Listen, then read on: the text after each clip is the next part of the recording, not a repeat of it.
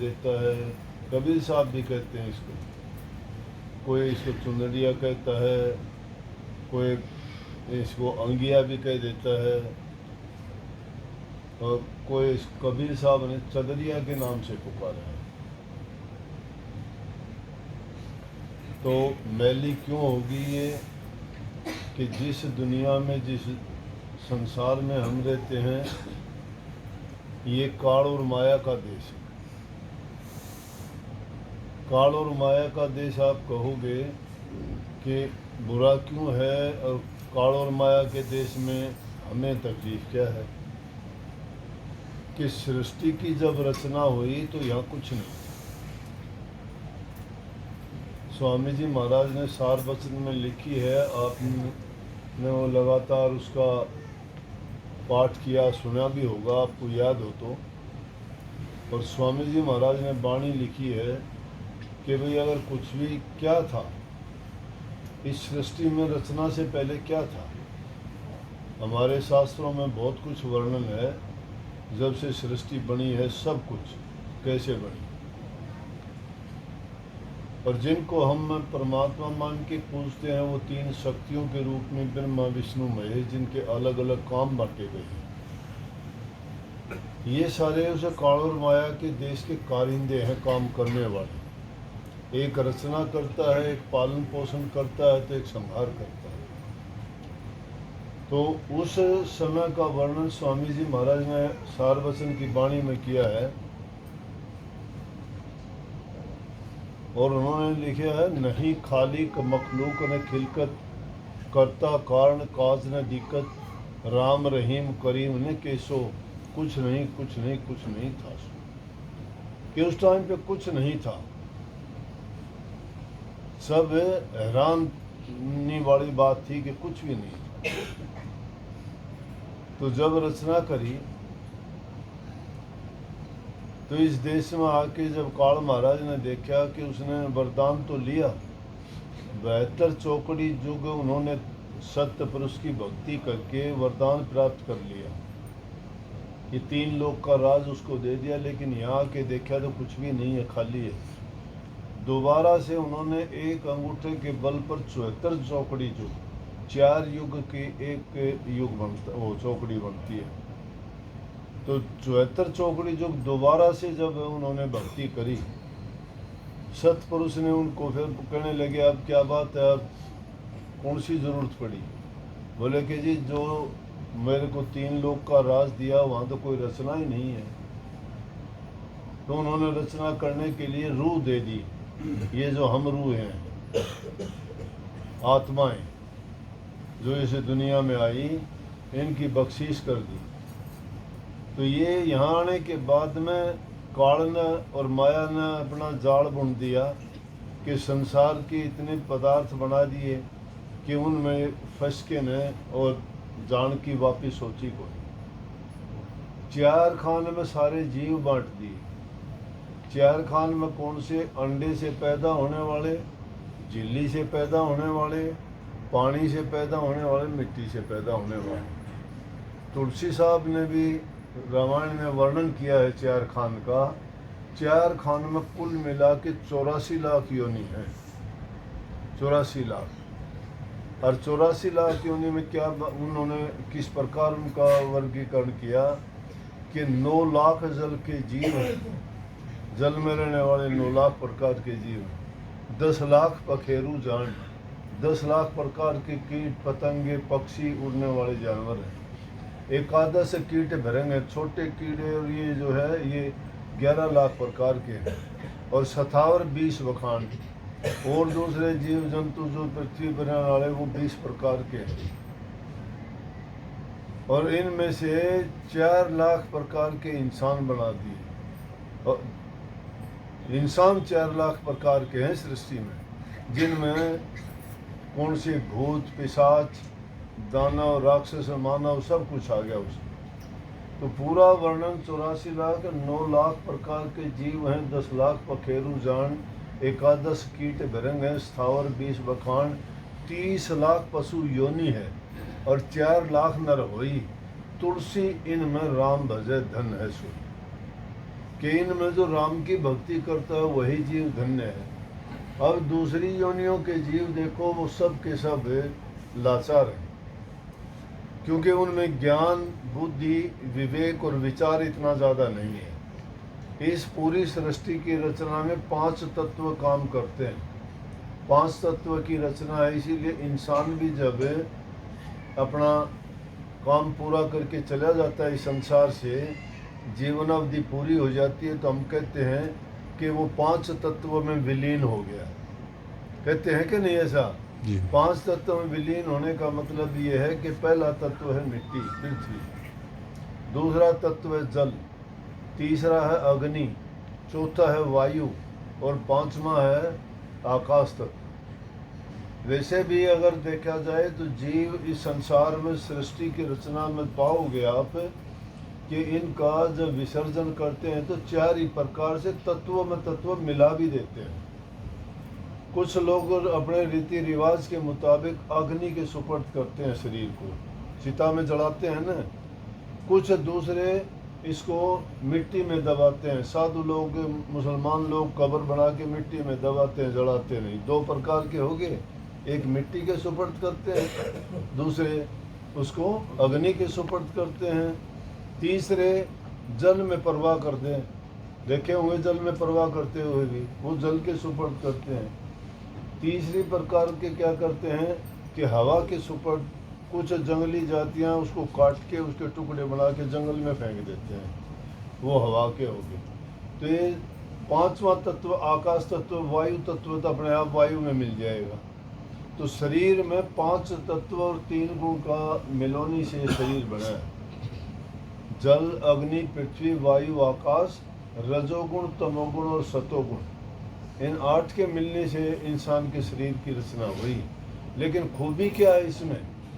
खूबी ये है कि इंसान का शरीर परमात्मा ने सब जीवों में सबसे उत्तम बनाया है। सब में उत्तम इंसान का चोला है। इसमें ज्ञान है, बुद्धि है, विवेक है, विचार है, भला बुरा सोच सकता है, जान सकता है, अपना हित और अपना नुकसान सब कुछ इसको पता होता है। दूसरी योनि में उनको ये इतना ज्ञान नहीं होता, इसीलिए कोई भी काम बार बार कोई गलती करता, हम कहते पशु है क्या तुम? कहते हैं कि नहीं ऐसा? क्योंकि पशु नहीं समझता बेचारा, उसको गलत करता है, तुम उसको मारते हो, फिर वही गलती कर देता है। इंसान भी अगर इस प्रकार की बार बार गलती करता है, उसको कहते पशु है क्या तुम? कहते हैं कि नहीं? उनको इतना ज्ञान समझ नहीं है जितनी इंसान को है। इंसान ने इसीलिए सारी खोज करने का प्रयास किया, लेकिन परमात्मा ने इसके लिए इंतजाम ये किया, जब रूहों को देखा, ये रूह यहाँ सुखी कोई नहीं है दुनिया में। धनवान देखोगे धनवान दुखी है, अगर गरीब देखोगे गरीब दुखी है, संतान वाले हैं वो दुखी हैं, निसंतान वाले दुखी हैं, कोई शरीर के रोग के कारण दुखी है। मतलब एक एक दुख सबको किसी न किसी प्रकार का लगा हुआ है। तो इस दुखी जीवों को, रूहों को देख के सतपुरुष को बड़ी दया आई, इसलिए उन्होंने इन जीवों को इस संसार से पार लगाने के लिए अपने समय समय पर उन्होंने नुमाइंदे भेजे, शक्ति देके कि जीवों के कल्याण के लिए उनको जाके रास्ता दिखाओ और वो काल और माया के जाल से निकल के वापिस यहाँ इस सतपुरुष के लोक में आ जाएं। तो सतपुरुष में के लोक में ले जाने के लिए संत संसार में प्रकट होके उनको, जिसको नाम कहते हैं, उपदेश कहते हैं, ज्ञान कहते हैं, मंत्र कहते हैं, वो मंत्र देके उनको सही रास्ते पे लगा के संसार के कर्मों से छुटा के, कर्म कोई भी इंसान करता है दुनिया में, वो कर्म बांधता है। अगर वो खोटे मंदे कर्म करता है तो समझो कि लोहे की बेड़ियों में बांध दिया। वो लोहे की बेड़ी है, वो नरक का दुख भोगता है।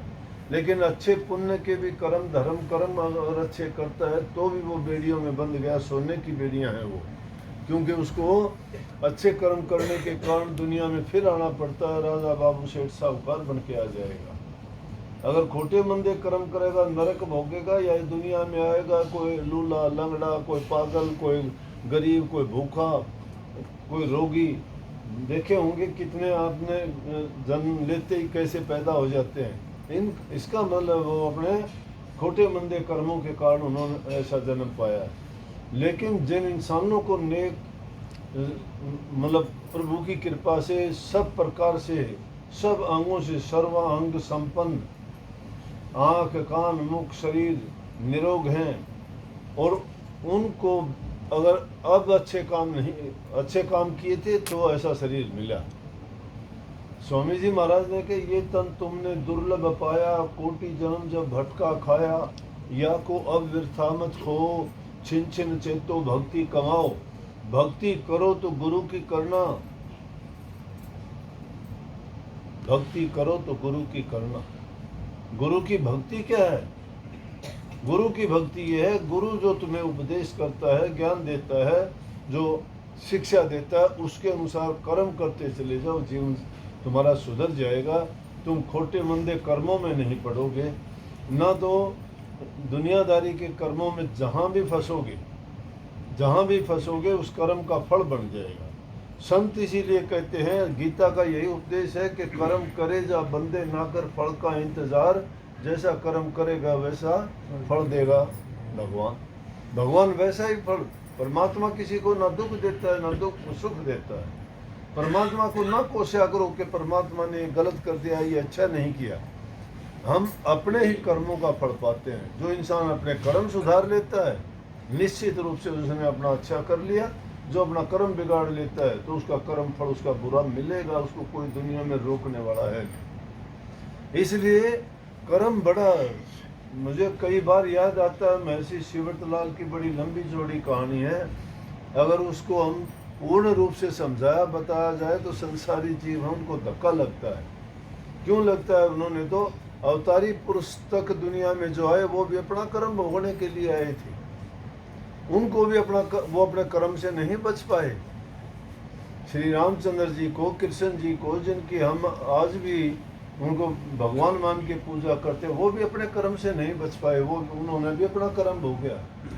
तो महर्षि जी ने बड़ा लंबा चौड़ा लिखा कि नर भोगे बारंबार अवश्य कर्म किए का, ये सोच समझ चित्त धार भरम जब जन्म लिएगा। प्रथम जो राम कहिए पुरुषोत्तम मर्यादा और गुप्त घाट सरयू जल डूबे, रामायण संवादा। रामायण क्या कहती है कि श्री रामचंद्र जी आखिरी वक्त में गुप्त घाट सरयू नदी में जाके उन्होंने जल समाधि लेनी पड़ी।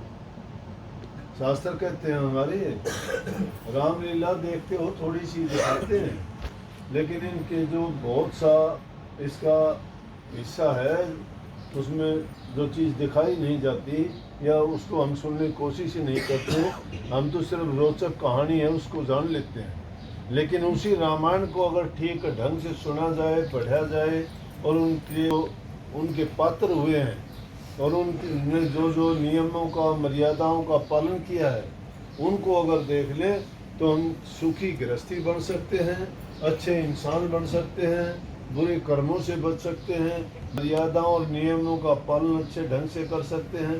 पितृ भक्ति, मातृ भक्ति, पत्नी भक्ति, भ्रातृ भाव, प्रेम, त्याग और मर्यादाएं, सारी की सारी चीज उस रामायण में भरी हुई हैं।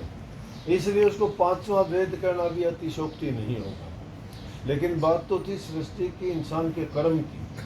इंसान कोटि जन्मों का चक्कर काटने के बाद ये इंसान का चोला मिलता है और फिर मंदे कर्म करके इस शरीर को, इस चुनड़ी को, इस चदरिया को मैली कर लिया हमने।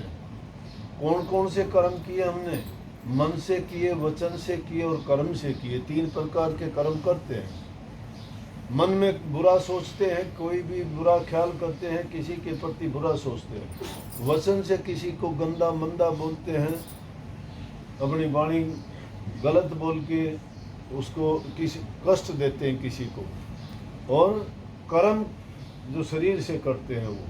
तो तीनों प्रकार से अगर अपने कर्म को सुधार लिया जाए, बना लिया जाए तो इंसान, मैं कहता हूँ देवताओं से तो ऊंचा इंसान का शरीर। देवता भी कहते हैं कि मालिक एक बार हमें इंसान बना दे, क्योंकि इंसान का जन्म कर्म भूमि है।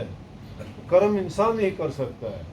कहीं भी जाएगा, स्वर्ग बैकुंठ भी अगर किसी को मिल जाते हैं तो भी वापस इस कर्म भूमि में आके ये ऐसा कर्म कर सकता है जो जन्म मरण के बंधन से मुक्त हो सकते हो। और उसका रास्ता सिर्फ संतों के पास है। और संत कौन सा रास्ता बताते हो? सदरिया को धोने का।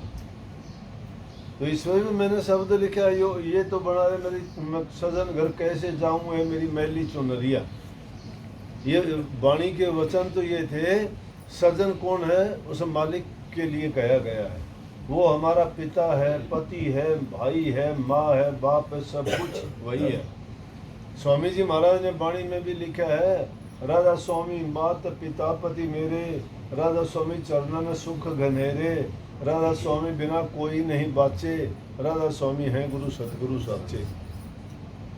समझ गए क्या कही? राधा स्वामी मात पिता पति मेरे, मतलब हमारे सब नाते उसके साथ हैं। तो इसलिए ये जो कहा कि उस चुनरी को कैसे उसको हमने ये मान के कि मैं सजन के घर, अपने पति के घर, उसकी तुलना की गई है एक ऐसी स्त्री से जो अपने पति के पास जाती है। तो पति के पास कोई भी स्त्री मैले वस्त्र पहन के या बिना स्नान किए या वैसे ही ऐसे वैसे अस्त व्यस्त हाल में नहीं जाती, क्योंकि उसका पति रिश्ता नहीं है। तो वो क्या करती है कि सुंदर कपड़े पहनती है, शरीर को सजाती है ठीक ढंग से होके, तो ही पति के सामने जाती है, नहीं पति उसको प्यार नहीं करेगा। इसलिए हमारा परमात्मा जो पति है, हम गंदे मंदे कर्म करके और उसके सामने जाएंगे तो कैसे जाएंगे? इसलिए शिकायत की कि मेरी ये चुनरिया मैली है, मैं सजन घर कैसे जाऊं? तो उसके लिए कौन इलाज करेगा? उसके वो इस चदरिया को, इस चुनरी को कौन धोएगा? हम नहीं धो सकते। धोबी के पास जाओ, संत धोबी हैं, उनके पास जाओगे, ये तुम्हारे इस चुनरिया को धो देंगे। तो उसका मन दूसरा शब्द भी लेकर रखा है, सहेलियों में चर्चा भारा, जगत में धोबिया भारा, धुलाई न लेता मुफ्ती धोता, लेता साफ करण का जिम्मेवारा, शहर में धोबिया भारा, सहेलियों में चर्चा भारा, शहर में धोबिया भारा। और वैसे इस चुनरी के बारे में स्वामी जी महाराज ने भी लिखा है। वो भी कहते हैं, वो क्या कहते हैं, अब काप में जाऊं धुलान, चुनरी मेरी मैली भई, कि मेरी चुनरी मैली है, कहाँ धुलाऊं मैं इसको? घाटे घाटे पर खोजत हारी, धोबिया न मिले सुजान, चुनरी मेरी मैली भई। पिया नहर रहूं कैसे पिया घर जाऊं, कि मैं बाप के घर तो रह नहीं सकती, पिया के घर कैसे जाऊं क्योंकि मैली है। नहर रहूं कैसे पिया घर जाऊं, बहुत मरे मेरे मान, चुनर मेरी मैली भई। अब काप में जाऊं धुलान, चुनर मेरी मैली भई। और जो भी है, लेकिन संग की सहेली सब जोड़े आई, संग की सहेली सब जोड़े आई, लगी भेद बतलान, चुनर मेरी मैली भई। अब कब में जाऊं धुलान, चुनर मेरी मैली भई। राधा स्वामी धुबिया है भारी, राधा स्वामी धुबिया है भारी, प्रगट आए जहान, चुनर मेरी मैली भई। अब कब में जाऊं धुलान, चुनर मैली भई। इशारा भी कर दिया कि संग की सहेली, मतलब जिन रूहों ने सतगुरु से संपर्क किया हुआ है, वो आके राधा स्वामी एक ऐसे धोबिया हैं जो रूह के सब कर्मों पापों को धो डालते हैं वो प्रकट है, चलो उनके पास जाके दुला ले। कबीर साहब भी कही है, मेरी चूंदड़ी कला गया दाग किया। मतलब इसको जगह जगह वर्णन किया गया है इसका। तो इस बात से तुलना की है कि हमारा ये जो मनुष्य शरीर है, जीवन है, इसमें अनेकों प्रकार के कर्म करना हमारा फर्ज है। कर्म करेंगे, कर्म मजबूरी है, कर्म जरूरी है, कर्म अटल है, कर्म करना ही पड़ेगा बिना कर्म किए। लेकिन कर्म का स्वरूप क्या होना चाहिए? कर्म वो करो जिससे कर्म का परिणाम अच्छा हो। कर्म वो करो जिससे दूसरे को कोई कष्ट ना हो। कर्म वो करो जिससे तुम्हारा कल्याण और उद्धार हो। और वो नेक कर्म क्या है? वो संतों ने बखान किया है कि सेवा करो, सेवा करो, बंदगी करो, सेवा करो, बंदगी करो और परमात्मा का नाम सबसे पहले लो। सब काम करते हुए सबसे जरूरी चीज वो है। तुम उसी को भूले हुए हो जिसने इतने एहसान हम पर किए। कोई छोटा सा एहसान कर देते, उसका बखान करते हुए नहीं थकते। लेकिन इतना सुंदर शरीर दिया, कितनी सुंदर आंखें दी, इस दुनिया को उसकी बनाई हुई रचना को देखते हैं। ये अगर नहीं होती तो हम आदमियों से जाके पूछ के देखो कि इनकी क्या कीमत है। हमारी दोनों टांगे हैं, चल फिर के कहाँ चले जाते हैं। जो आदमी नहीं जा पाते उनको कितना पछतावा होता होगा। उनके दिल की पीड़ा को समझने का प्रयास करो। ये सोचने का टाइम किसी को नहीं है। खाते हो, पीते हो, मस्त हो, ओढ़ते हो, पहनते हो, शरीर को सजाते हो, मन को भी सजाया करो। बुरी वासनाओं को, दुर्मति को बाहर निकाल के अच्छे कर्म किया करो, अच्छे विचार रखा करो और प्रभु के नाम से अपने हृदय को सजाया करो। प्यार दिया करो, प्यार मिलेगा। प्यार बांटो, प्यार से बढ़ के कोई चीज़ नहीं है। किसी का दिल जीतोगे तो प्यार से जीतोगे, अच्छे वचन मीठा बोलने से जीतोगे। अगर अच्छे बोलने की, मीठा बोलने की आदत तुमने डाल ली है तो समझो कि तुम एक कदम मालिक की ओर बढ़ गए हो। उनका ये नियम है कि जो आदमी सच्चे दिल से अपने हृदय को साफ करके मेरी तरफ आएगा, कदम रखेगा तो मैं 10 कदम उसकी ओर रखूंगा। अगर वो 10 कदम रखेगा तो मैं 100 कदम रखूंगा। अगर वो 100 कदम रखेगा तो मैं उसको गोद में उठा लूंगा। इसलिए सब काम करते हुए कभी भी मालिक को ना भूलो, हमेशा उसको याद रखो। चुनरिया साफ हो जाएगी।